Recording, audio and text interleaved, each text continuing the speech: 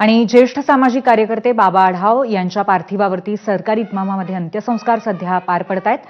उपमुख्यमंत्री अजित पवार सुद्धा तिथे दाखल झालेले आहेत। त्याचीच दृश्य आपण थेट बघतोय।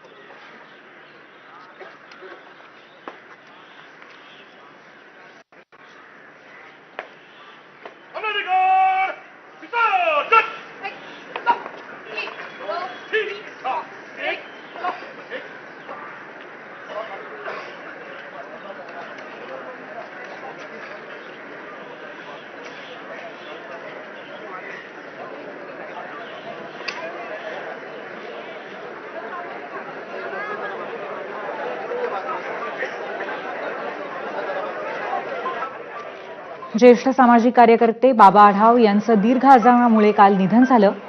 वयाच्या 95व्या वर्षी त्यांनी अखेरचा श्वास घेतला। महाराष्ट्रामध्ये आणि संपूर्ण देशभरामध्ये सामाजिक कार्यामध्ये ज्यांचं नाव अत्यंत अग्रस्थानी घेतलं जातं असं ऋषितुल्य व्यक्तिमत्व म्हणजे बाबा आढाव। त्यांच्यावरती सध्या शासकीय इतमामामध्ये अंत्यसंस्कार होत आहेत।